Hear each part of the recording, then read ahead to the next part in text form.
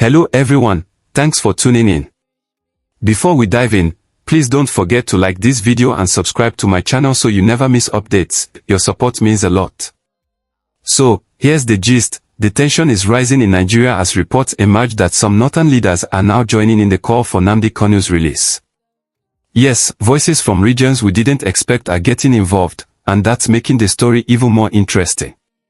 Let me take you through what is happening, piece by piece, and why this matters, and along the way, I want you to stay with me, share your thoughts in the comments, and help me spread the word. It started when a prominent figure from the north, Mahdi Shehu, a northern elder, reportedly declared support for demands that Nnamdi Kanu be released. This development is stirring waves because the discourse around Kanu and IPOB has often been framed in terms of ethnic, regional, or sectional divides. But when someone from the north speaks, it challenges those frames. Meanwhile, human rights activist Daniel Ejembai, based in Kaduna, also announced his intention to join the protest slated for October 20, 2025, in Abuja, under the hashtag #FreeNamdiKanu. This is significant. The protest was initially championed in large part by voices from the southeast and pro-Biafra groups.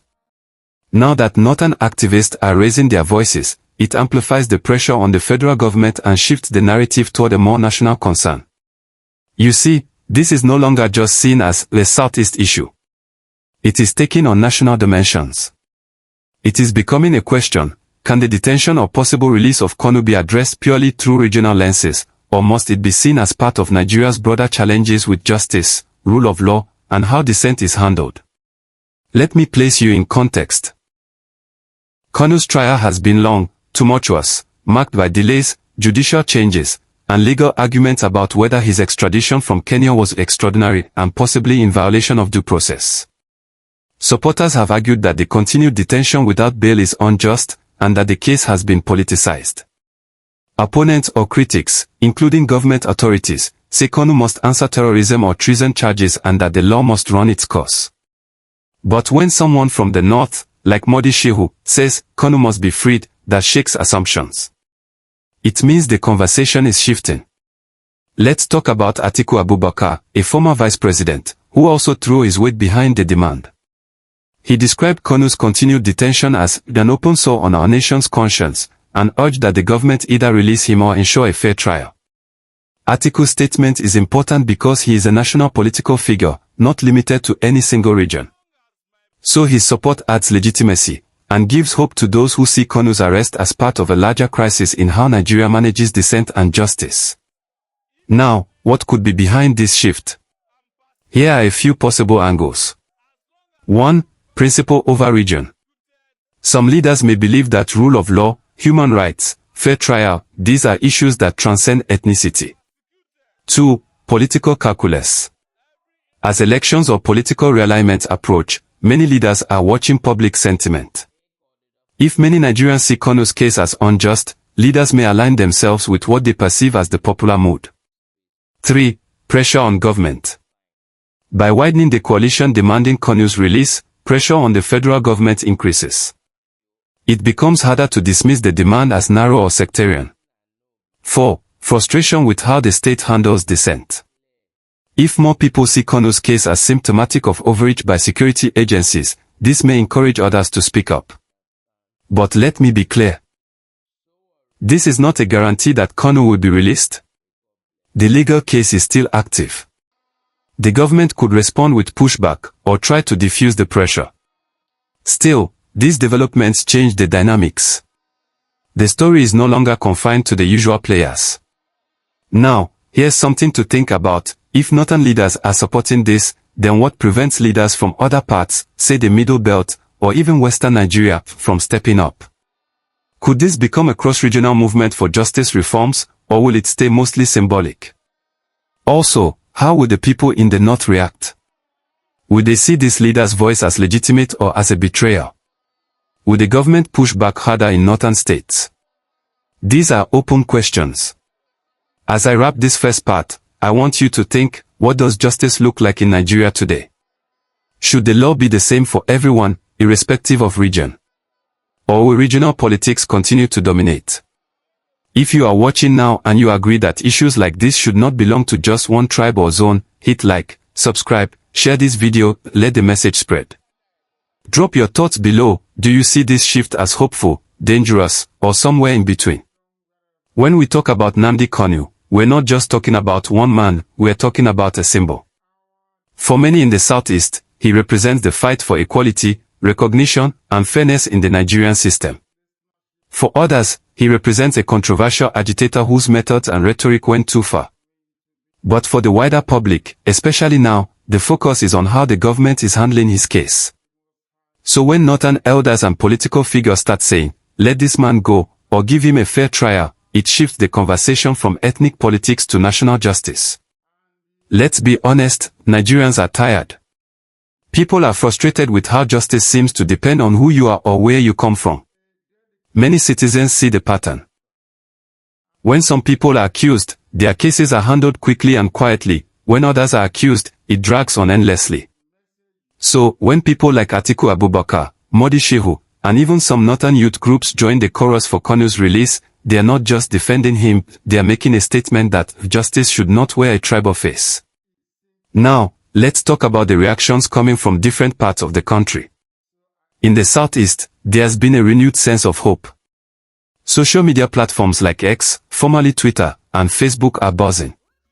Hashtags like #FreeNamdiKanu, #JusticeForKanu, and #OneNigeriaJustice are trending again.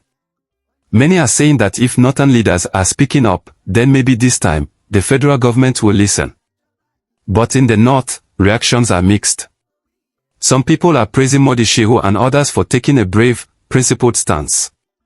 Others, especially conservative voices, are saying, why are northern leaders speaking for someone who wanted to divide Nigeria? This division of opinion is exactly what makes this story so interesting. It shows how complex Nigeria's politics really is. Let's also talk about the government's position. As of now, the federal government has not officially commented on these new calls. But some insiders close to the Attorney General's office have reportedly said that Kanu's case is still under judicial process, and that no one is above the law. That line, "no one is above the law," has been repeated many times before. But the question Nigerians keep asking is, if no one is above the law, why is the law not applied equally to everyone? For example, some leaders accused of corruption or abuse of office get bail and even attend political rallies freely. Meanwhile, Kanu, despite multiple court orders granting him bail, remains in detention. This double standard is what fuels public anger. Let's not forget the international angle. Groups like Amnesty International and Human Rights Watch have continued to call on Nigeria to respect court orders and ensure fair treatment for Kanu. Some international observers believe that the prolonged detention could hurt Nigeria's image globally, especially as a democratic nation that claims to uphold rule of law. Even the United Nations Working Group on Arbitrary Detention has in the past called for Kanu's release or fair retrial, warning that prolonged detention without due process could be seen as a violation of human rights. So, when prominent Nigerians from all regions join that call, it doesn't just add noise, it builds moral pressure. It tells the world that Nigerians themselves are standing up for fairness, not just outside voices. Now, I want to touch briefly on something connected, the security situation in the Southeast. For years, the region has faced unrest tied to Kanu's detention, sit-at-home orders, clashes with security forces, and tension between residents and the authorities. Many people, even those who are not Kanu supporters, say, if releasing him will bring peace, then maybe it's time. The argument is that peace and justice are connected. You can't achieve one without the other. If the people feel unheard or unfairly treated, unrest will continue. So, some northern leaders who are now speaking up are not just doing it for politics, they are thinking of national stability. They know that if there is no peace in the Southeast, it affects everyone. Nigeria is one body. When one part suffers, the rest feels the pain too. But the question now is this, will the government listen? President Bola Tinubu has so far maintained a careful silence. Some analysts believe he doesn't want to appear weak by bowing to public pressure. Others think he may be considering a political solution, something similar to what was suggested under the previous administration, where Kanu could be released conditionally in the interest of peace. Still, there's no official move yet. But insiders say consultations are ongoing behind the scenes, especially now that influential northerners are entering the conversation. As Nigerians, we need to look beyond the politics and ask, what's good for the country? Will keeping Kanu in detention bring peace or more division? Will releasing him ease tensions or cause new unrest? These are not easy questions. But they are questions the government must answer sooner rather than later. Before I go further, please hit that like button, subscribe, and share this video so others can join this conversation. Let's make this platform a place where truth and balanced discussion can thrive. Now, in the next part, I'm going to talk about what could happen next, the three likely scenarios, one where Kanu is released soon, one where he remains detained, and one where the case takes a surprising new twist.